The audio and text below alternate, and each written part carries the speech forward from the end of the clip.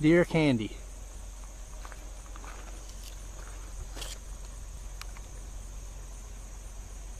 These are Chinese chestnuts. I do know that deer love these things. With the whole nostalgia of it, it's pretty cool. These things are very rare today and once were very plentiful. You know, these were a staple food. They are darn good. Found the trick when growing trees is you're going to lose a lot of them, so you just better do a bunch of them. So I've tried this a few years now. I've tried to just let them sit out and dry, but if you do, the worms will come out of these things, and I've found if right after you pick them up, if you stick them in the fridge, worms don't seem to hatch out of them, and you've got a lot that actually sprout. But here's what I have found that works the best.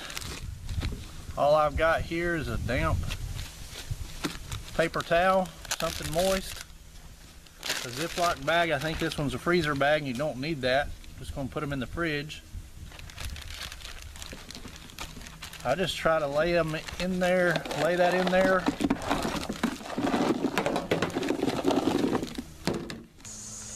I'm not sealing that all the way up. I'm going to leave it cracked just a little bit so they can get air. We'll check back in a few months, see what kind of results we've got.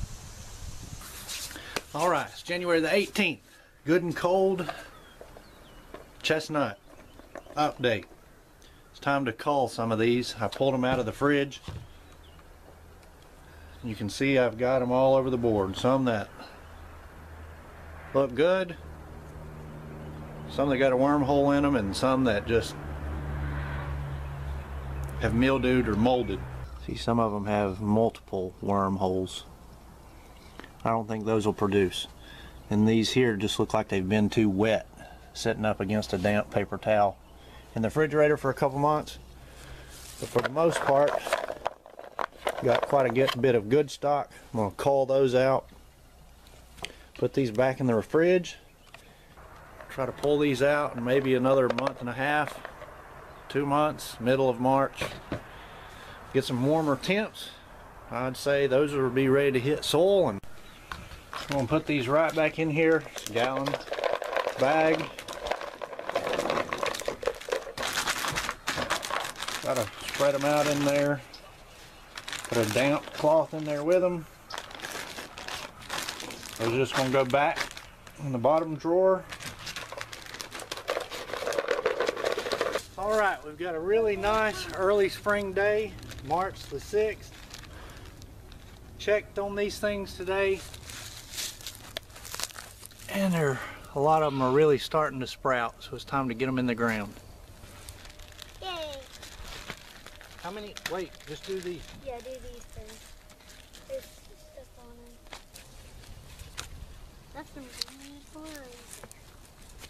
Now it doesn't need to. Just got a barrel, drilled some holes in the bottom of it so the water will go through it. Filled it up with dirt off the farm. I'm just going to set these down in there an inch or two under the ground and wait for them to sprout. Right, guys? Yes.